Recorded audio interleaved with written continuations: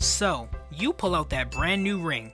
You know, the one that cost you an arm and a leg inside the jeweler. You flash that blinding sparkle at everyone, expecting everyone to be jealous. But instead, to your surprise, you get raised eyebrows, pitying smiles, and maybe even a cough from your grandma who remembers buying hers for a nickel and a handshake back in the day. Why? Maybe it's because that stone on your finger is really just about as valuable as a pebble you'd find on the side of the street. Buckle up and get ready to explore the dark side of dollars, because we're about to shatter the unshatterable, the shiniest lie ever sold. We're talking about a cartel so well crafted, it made billions coming from the dirt.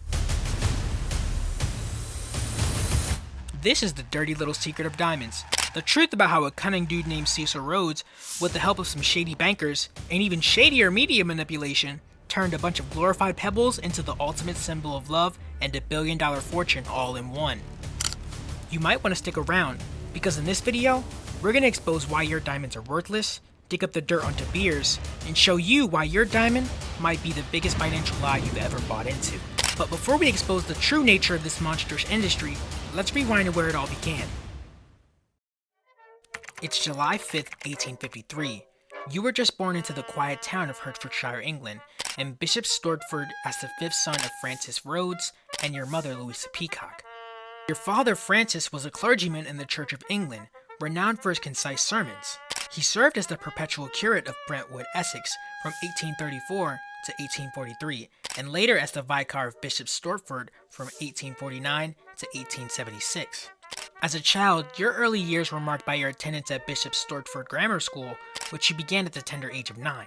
As a child, you were always ambitious, smart, cunning, and always had a thirst for achieving and doing better in whatever you'd pursue. However, due to your fragile health and asthmatic condition, you were withdrawn from the grammar school in 1869, so it was decided that you would continue your studies under your father's instructions from now on.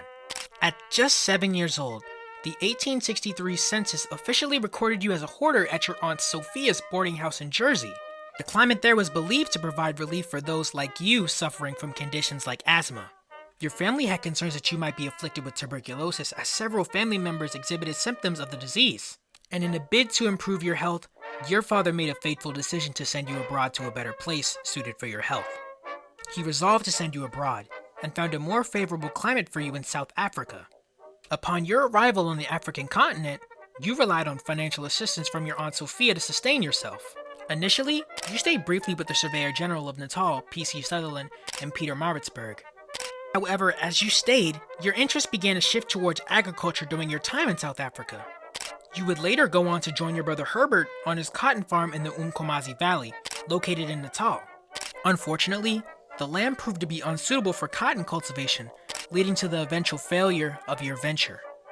You didn't know it yet, but this failure inevitably would be the small kindle of a larger flame to be started in your entrepreneurial journey. So you now found yourself in Kimberley on the coast of South Africa. There were plenty of things to do, but in the late 1800s, South Africa wasn't sunshine and safaris. It was a land of war, oppression, famine, and colonization.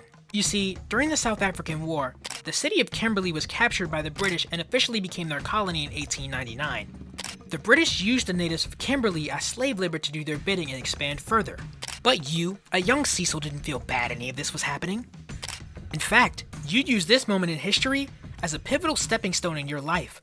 You weren't built for field work and cotton picking. You were better.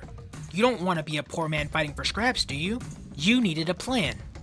So you began to weave bargains, strike deals, and persuaded your way into the chaos of what was the Kimberley Diamond Fields. You were on the cusp of a new industry just waiting to be born. So, you partnered with your brother and Charles Rudd, a man just as ambitious as you are. And in 1873, you all pulled your resources together and bought your first diamond claim to start your reign of terror and profits, the De Beers mine. You had your sights set on something far more glittering.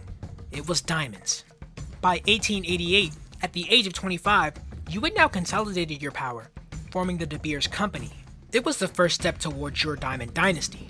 But it wasn't that simple. You ran into a problem. Having just one mine wasn't enough. After all, to get far, you needed an industry with little to no competition. You needed money and labor, and lots of it. How would you create your own monopoly with just your partner and your brother? It was just too much work for the three of you. But luckily for you, you were fortunate enough to know Nathan Rothschild, and have a myriad of slaves at your disposal thanks to the South African War with new prisoners daily. You were different. You craved something more, the perception of ultimate value. You stood amidst the dusty chaos of the Kimberley diamond fields in 1888. The scorching sun was hitting your head, and the sweat was getting in your eyes as you watched your lines of slaves working under the watchful gaze of armed guards. These were your obedient slaves. You were now the architect of a diamond empire built not just on glittering stones, but in short, blood diamonds. You implemented your infamous compound system, confining workers to fenced-in camps away from their families and traditional lands. The wages were meager, barely enough to survive the harsh conditions and brutal working hours you provided them with. Any disobedience or dissent was met with swift punishment, turning this land of opportunity for you into a prison for so many slaves. But you didn't care. This was only half of the true idea behind your expansion. For you to become a monopoly, a superhero in the diamond market, your endeavors needed to extend far beyond the mines. You needed to manufacture a symbolic meaning behind your product. Now let's shift gears for a minute. It's 1893. Imagine yourself in a plush London drawing room, and you're unveiling your latest masterpiece to your good friend and journalist, W.T. Stead. A De Beers advertisement featuring a young, elegant couple, their fingers adorned with sparkling diamonds. The caption reads, "A diamond is forever." A tagline you meticulously crafted to weave diamonds into the fabric of love, commitment, and eternal devotion. But you're not a regular businessman. This wasn't just any regular advertisement. It was a cultural revolution and a new floor for you to control the media. With your newfound control of the media, you now flooded newspapers and magazines with similar campaigns, featuring celebrities and socialites like Lily Langtry, showcasing diamonds as symbols of status and luxury. In fact, you're even responsible for sponsoring events like the World Fairs, associating diamonds with progress and modernity. Everything had now fallen into your hands. You'd done it. You reblended your blood diamonds into a sign of luxury and everlasting love. The illusion was now born. Diamonds weren't just stones. They were emotions, aspirations, and a piece of love. But the reality behind the dream you sold was far from glamorous. The diamonds in those ads were mined by men and children like Isaac Lesipa, a young Soto laborer who in 1894 dared to protest the working conditions. He was met with brutal force, publicly flogged, and imprisoned for months. A chilling reminder of what you would do to anyone else who decided to reveal the truth of your precious stones. You see, now you were a big shot. Your connections extended far beyond South Africa. You built relationships and ties with influential figures in London, and even secured a royal charter in 1889 for your British South Africa Company.